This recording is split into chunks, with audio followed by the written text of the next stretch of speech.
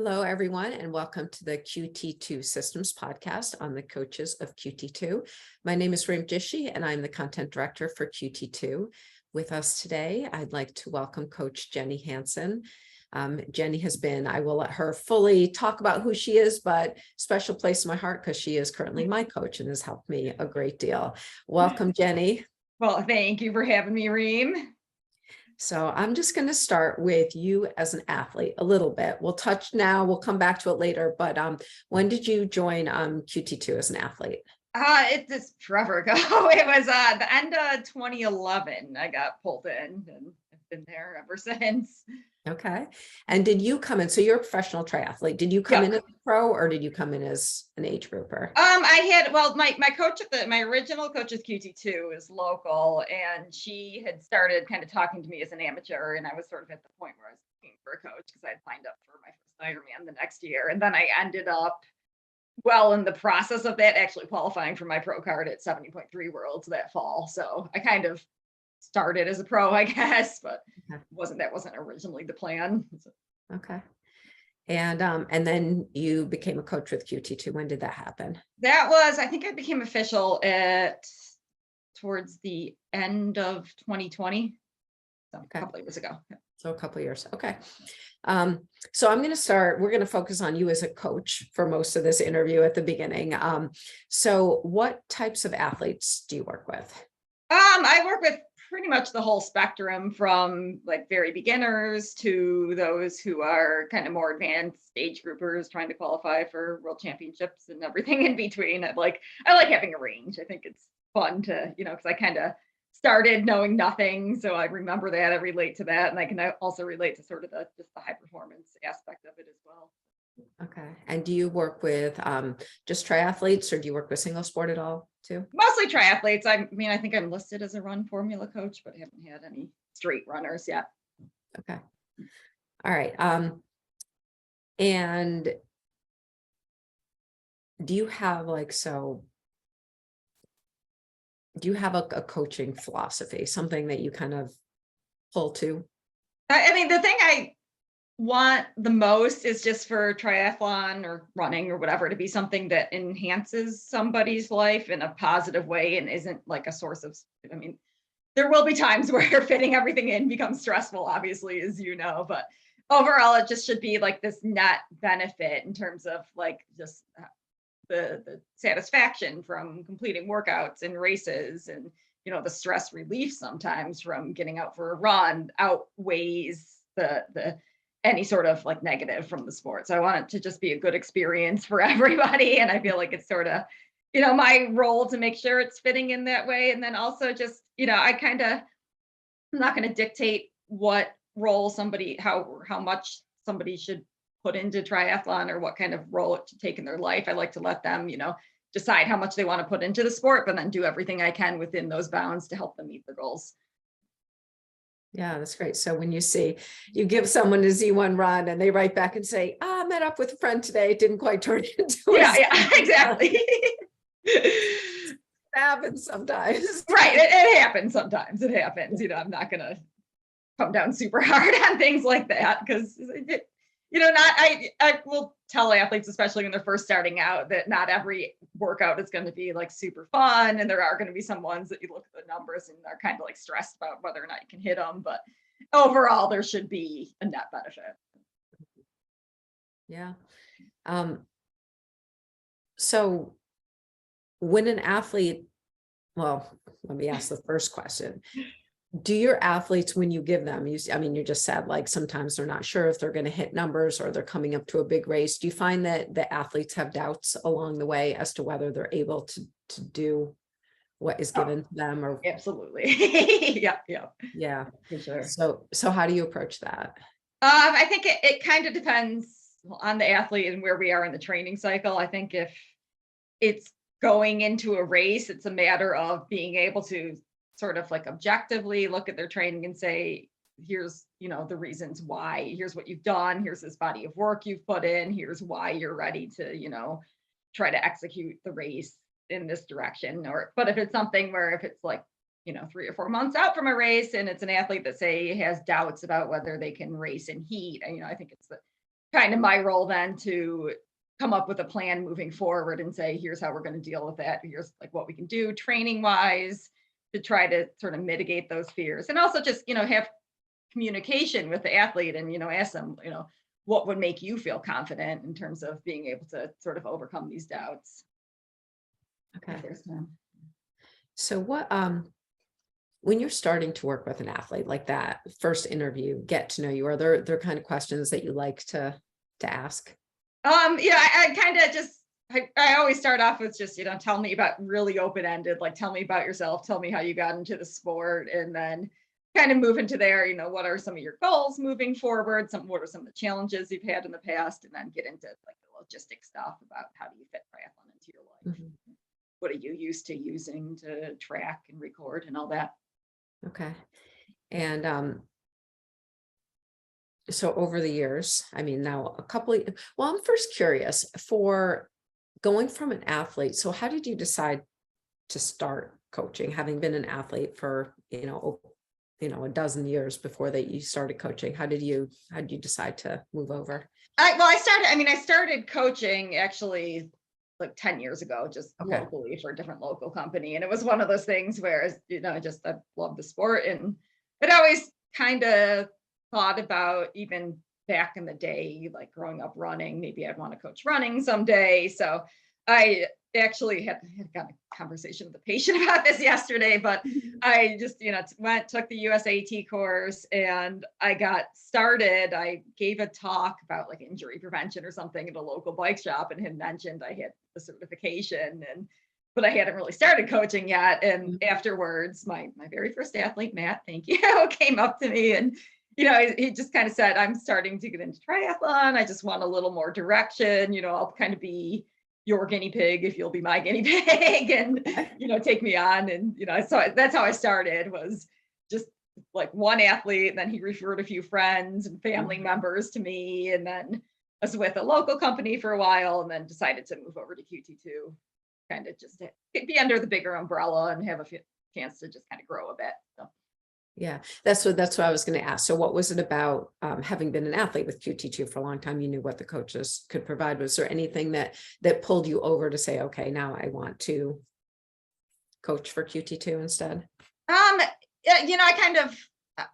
had always wanted to and got offered the chance to. And I think it was kind of at a time where I didn't have a lot of athletes at the time and was just wanted to be, I do well when I'm sort of under bigger groups that I feel like I can learn from and grow from. And I kind of had gotten to the point where I felt like I just wanted more people above me. If that makes sense. Yeah, sure. Yeah. And so I think you've sort of alluded to it on this call. And we know, so your full-time job though is you're a physical therapist. Correct? Yeah, well, part-time. Part-time. You're a lot of part-times, right? Yeah, multiple part-times. Part-time professional athlete, part-time coach, part-time physical therapist. Yeah, I mean, but it's great because the background that you can bring to the table because of your physical therapy education is so helpful. I mean, one of the athlete groups that you kind of didn't mention is, I think, the athletes that coming back from a serious injury have sort of gravitated towards you as well. So you get that challenge. Yes, definitely trying to bring people back, I think. And it's helpful too, especially I'd say probably like half my athletes are local too. So there's been times where if they've had, some kind of pain pop up, I'm like, oh, just come see me in the clinic and we'll work on it. Yeah, that is convenient. All right. So we talked a little bit about athletes who have doubts. I want to go into coaching challenges and success. Is there anything that sort of jumps out at you as a challenge that you face as a coach, either like a theme or a specific incident that's happened that's really challenged you as a coach, and how have you dealt with it? I think, well, just kind of globally, generally, I've always struggled with just being assertive enough too. So I think that's kind of just personality trait to work on. And but I think one of the biggest challenges as a coach is you get just so invested in people's lives. And so when you feel whatever they're feeling, and I think it's really hard when races don't go according to plan to like I always will say, okay, what did I do wrong? First off, like where did we go off in this Mhm. preparation or this taper? So, it's just, it's hard to live through the struggles with athletes. And I mean, I've had plenty of my own struggles as an athlete, but I think you just get so emotionally attached that it's hard to Yeah. see that. Yeah. I'm guessing that you're like a tracker when your athletes are racing, that you're Oh yeah. Oh yeah. Yeah. that you're not like, oh, just let me know how it goes. I mean, you're Yeah. Yeah. going, Yeah. Yeah. I think it was the Florida 70.3 a couple weekends ago. The tracker was just down during the run and it was not working. And I had two athletes racing. And I was like, why was this say she was like due 17 minutes ago? And then I started like checking other people in the age group. I'm like, okay, so she didn't too. I'm like texting my athlete's husband. And, yeah. yeah. Yeah. That's tough. Yeah, I think that, something that you said about the athletes, when you get so invested in them, like when I have an athlete who's successful, I like Yeah. give it all to them. You did Yeah. it. Yeah. You did the Yeah. work. But when they're not successful, it's like, well, what did I do wrong? What could we Yeah. have done Yeah. differently? And that's, I mean, that's good Yeah. because you're always, Yeah. looking at things and how you could change them. But some Right. days are Right. just Right. Yeah, I bad think it's days. always better to be like second guessing and trying to check and learn rather than being like, well, I was right. So, Yeah. yeah. Yeah, for sure. So on the other side of that though, how about some successes that you've had with athletes? Yeah. I mean, there's always, you would think just there's always the big things of like athletes like nailing PRs or goals, but I think some of the most rewarding things are just watching athletes grow, just even on a day-to-day basis of, going back to the athletes, like looking at workouts and saying, I don't know if I can do that. And then coming back and being like, oh, hey, I could do that. Or, even those days that it's like, well, I was, tired today and this run wasn't great, but I pushed through it. It's just seeing those little like day-to-day small moments of growth that I Mhm. think are really some of the most rewarding things to see. Yeah. I mean, without those day-to-day moments, you never get the big ones, right? Exactly. Because anything can happen on race day. So, I think it's important to kind of, especially, again, going back to the athletes now, it's just kind of build them up too. Showing them what they've overcome and the successes they have along the way. So. Yeah. And do you find that different athletes need to hear different things? Oh, totally. Yeah. Yeah. So how do you figure that out? But I don't have a set way necessarily, other than just kind of like paying attention to how things go along the way. And, I think I have just thinking, I have one athlete that I've come to learn, like I can really set his bike bar high and he loves it and he'll go after it. And, that you kind of learn, but then you have the other athletes that do better if you just kind of like set a range or set a little bit of a lower bar and have them exceed it. So I think you just kind of learn as you go. It works for different people. Yeah. Yeah, for sure. I mean, it's there's a science and an art to it, right? Exactly. Yeah. Um, so let's talk a little bit about yourself as an athlete. So tell me your journey as how you got in as a pro and what you've gone through, both in terms of the high points and the low points and the rebound Yeah. and the whole, There's a lot. right. Yeah. Yeah. So I mean, I started triathlon in 2009. I had, I was always injured as a runner, and I had a stress fracture. And the doctor at the time was like, "Well, no running for 12 weeks." And I was like, "Okay, well, I can swim and bike." And like, what, if I'm going to swim and bike, if I always thought about doing a triathlon, I think I had done one of those like little indoor ones at the gym Mhm. earlier that spring. So it's like, I'll sign up for my first triathlon. And, I got really into it that summer. And I think I ended up doing pretty well at the first triathlon and won my age group. And after that, I just kind of kept going in the sport. And it didn't, within a couple of years, I kind of discovered that I really just didn't slow down as I got to longer distances. So just kept moving up in distance. And 2011, my big goal was just to qualify for 70.3 worlds. And, I had no expectations beyond that, and ended up completely like surprising myself, and I ended up as the second amateur at 70.3 worlds. And I was like, well, I guess I have my pro card now. And There you go. was a little bit on the fence about taking it because my swim, well, it's never been up to pro par, but ended up taking it, and then just kind of started in pro triathlon. Had a really successful first like 3 years, no setbacks, nothing like that. And then at the end of 2014, I crashed my bike in Cozumel and broke my pelvis, and just kind of had one thing after another after that.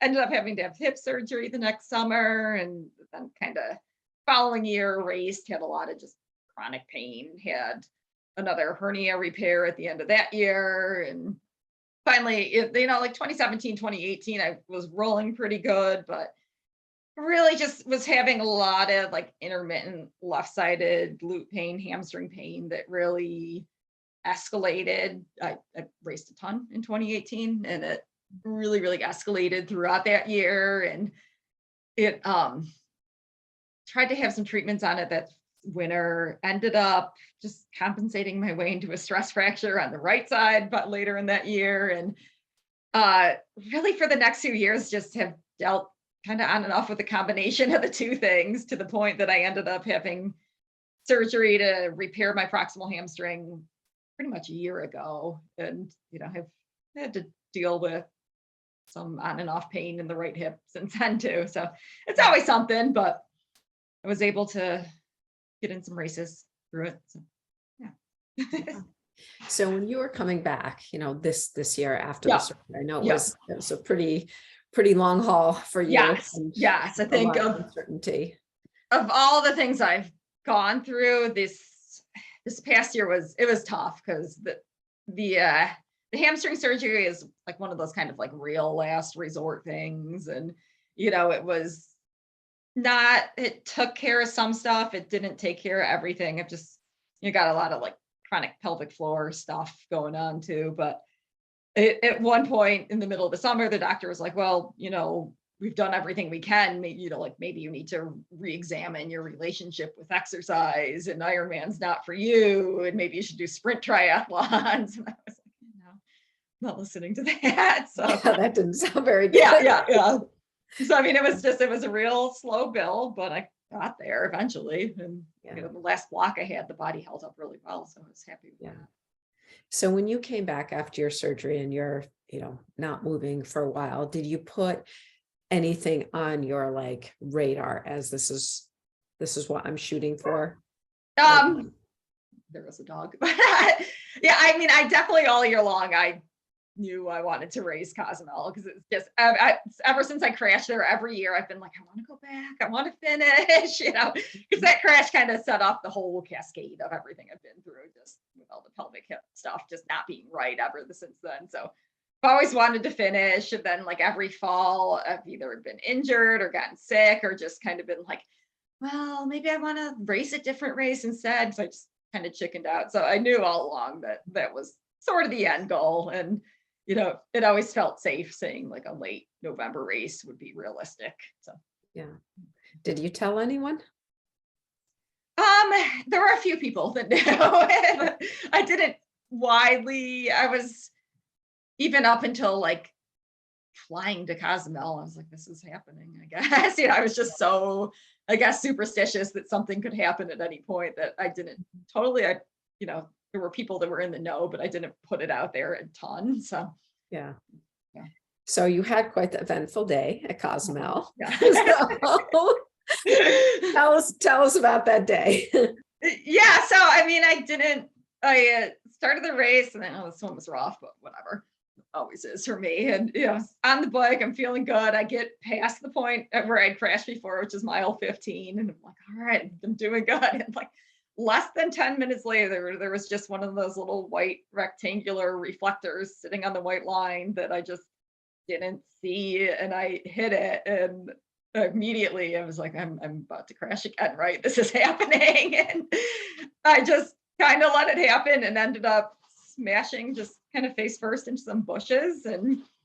But then I pulled myself out. I'm like, okay, well, I'm bleeding, but I'm okay. Like I can tell I was scraped up, but it's like my legs are fine. I don't even think they hit the ground because I just kind of suspended in the bush. And, I just got on the bike and kept going. I ended up losing all my nutrition because my bento box flew off later. But, I didn't really know how bad I looked because I couldn't see my face, but Mhm. ended up finishing the race. It was a halfway decent race and immediately got taken to medical and then got taken to the hospital because turns out I'd broken my nose and my eye socket. But yeah, it was a little bit more than I had bargained for, but it was a good story. I think I felt like it kind of had to happen that way. Nothing about getting back to Cozumel and getting through it was going to be smooth. So Yeah. yeah. Wow. So all of that going on, and did, like, now when you think about it after the fact, do you wonder what did people along the course say stuff to you, like, to make you think, like, how bad does my face look? Oh yeah, yeah, yeah. There was a couple times well, and every time I stopped, like I stopped at special needs and my bag was missing and everyone's like, are you okay? And then in transition, I had people coming up to me and then I had the medical bike come up to me on the run. And I was like, I'm good. I'll worry about this after the marathon, but sorry, the dog's squeaking a toy. That's all right. Yeah, the reaction of, because it's an out and back run course, and immediately as I'm like running out and there's pro women heading back and there's just like F-bombs going off when people saw my face. And then I could kind of tell every time I ran through town. It ended up actually being kind of fun because I was getting so much support, but everyone was just going nuts. And there's also my husband was racing too. So when he passed me on the bike and he like pulls up next to me and sees my face and is just going like pauses like, oh my God, are you okay? I'm fine, keep going. Like I'm gonna get a penalty. Go away. Yeah. Then I saw the pictures afterwards. I was like, I guess I was seeing cause for concern. Yeah. Yeah. I mean, looking at those finish line photos, I was like, okay, like that's pretty impressive. But adrenaline, whatever it was, Yeah, like, yeah. just kept going through it. So yeah, I mean, it didn't like it. By the end of the run, I was like, my face hurts now. I kind of want to be done, but I was at the medical tent, and I asked them at one point. I was like, "Can I leave now? Am I good to go?" And the doctor comes over and is like, "You need to go to the hospital." I was like, "Oh, yeah. okay." And then finally, when I was in the hospital and I was sitting there waiting for the CTs, I was like, "Guess my nose feels like it could be broken now." But yeah, it just the whole day. I mean, I thought I just was scraped up. Had no idea. So, How bad? Yeah. So you got to celebrate a really good finish. yeah. By spending the night in the Mexican hospital, huh? Yeah, exactly. Cody, sorry, the dog. But I was joking beforehand. I was like, well, the bar for success is not crashing and ending up in the Mexican hospital.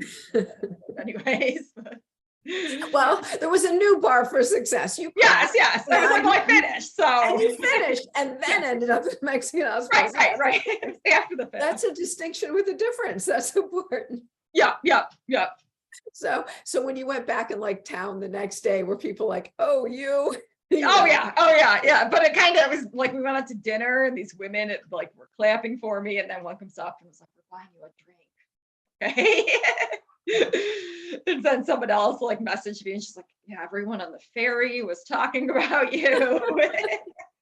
Even the airport line, the people were like, we saw you. So you got a little celebrity status there. I did. I got to feel famous for a day. Oh, there you go. So while you were training in this last year, who was your coach with QT2? I was being coached by Jesse still. So what was his reaction to all of this?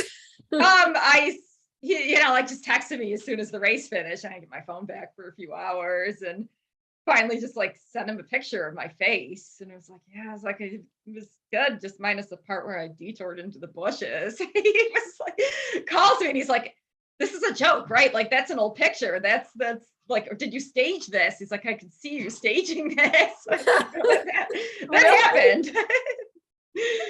It's funny too, because I was just like thinking to myself while I was racing, I was like, I bet my splits probably no one has any idea anything will happen. Oh no. So, yeah. No, I was tracking you and I'm like, wow, great Blake split. I had no idea. Yeah, And I texted you and it was like sitting there for a while. I'm like, okay. Yeah. Jesse was just like, I just thought you took it out easy that first lap. Yeah. No, went into a bush, got back on my bike, Yeah. kept on going. Yeah. That's awesome. So how long did you work with Jesse as a I coach? worked with him from the end of 2013 until the end of this year. Okay. Yep. All right. Long So time. he took you through a lot then. Oh yeah. Yeah. He was with me through a heck of a lot. Yeah. So how would you say having him as your coach influenced your coaching style?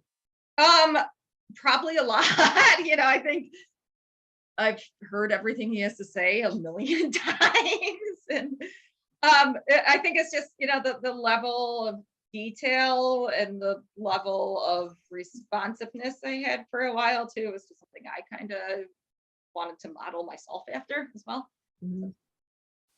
Yeah, I've said that too as an athlete being coached by you. I'm like, I'm getting Jenny, but I'm also getting Jesse, like at some level, right?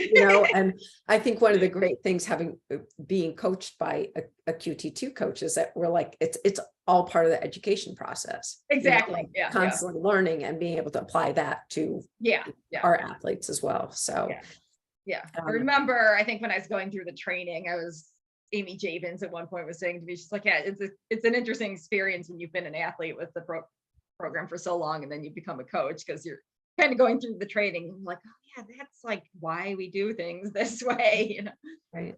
Yeah, there is a method. There's a lot. Exactly. There's a lot behind, exactly what gets said. Yeah. Of course, there was times where I had to like listen to Jesse webinars. Yeah. Listen to him more. Yeah. So as you were going through your injuries in the past couple of years and coaching athletes, how did you find a way to separate what you were feeling as an athlete versus trying to motivate your athletes? In a way, I think coaching actually got me through a lot of it because it was just something else to focus on other than wallowing in my own self-pity of it was nice to be able to feel a part of athletics and training and racing and without it being my own stuff. And I think it also just helped kind of just mentally just shift the attention away from myself. And even when I got back and was coming back, I was able to just compartmentalize a lot more and just take things a little bit more in stride. So, and I think it's helped too, just when athletes do go through tough spots. I think there's a level of just empathy and being able to relate and, kind of knowing what I've gone through and, the things people have said to me that help versus don't help. So I think it's good to be able to have that perspective. Yeah, it's something that when you work are an athlete, and triathlon is so much a piece of you that when it's it's not there or when it's not going well, there's the definite stages of grief. Exactly. Oh, absolutely. Injury. And you did like the series, the blog posts that you wrote while you were going through it were really helpful because it's just, it's tough. It's tough being out. Yeah. And I think like in some ways, like when you have a stress fracture, when the end is like after 6 or 8 weeks, like you're good to go. Losing whatever fitness, but those soft tissue injuries are so much more difficult to come back from. So although my stress fracture took a year and a half to heal. So that was, I think that was actually tougher than a lot of other things. Just, it's all the left-sided stuff has gotten so much attention with the surgeries, but that stress fracture I had in 2019 it sucked. It was a miserable one, but you're right. I definitely, at first it was like total denial over it. And then, it's just being angry at it. You go through all the stages. But even with all that, everything that you've put your body through, the emotional turmoil that it's hit you wanted to come back. Yeah. I think that's the other flip side of being injured is like, I know when I'm doing absolutely nothing, like I'm so much less happy than I am just working through not having a perfect body. So yeah, I know I'm just at my best as a person when I'm able to do some degree of training and racing. And yes, I think I've seen the alternative and don't love it. So Yeah. yeah. I mean, that's something, because having an injury is an opportunity, like, to reflect on what you want. Yeah. And, Yeah. if you miss it, Yeah. and you want to come back to it, no matter how hard it is, and that says something. So, Yeah. Yeah. I mean, I think there's some people that get injured and then just find other things that they have a passion for. And that's perfectly fine. It's all valid. But, I've never had that experience where I've been injured and haven't missed it. So, yeah. Oh, that's exciting. So what's up for next year for you? I'm eyeing Lake Placid, and then hopefully we'll just be able to build a little bit till then. I would like to get my run a little more. I know it's not going to be where it was a decade ago, but I just still feel like there's more in my run than where it's been the past couple of years. Yeah. All right. Well, best of luck through all of that. And it's been a pleasure talking to you today, Jenny. Thank you so much. Thank you, for Reem. doing this. Thank you for putting these on. Yeah. All right. Bye-bye. Bye-bye.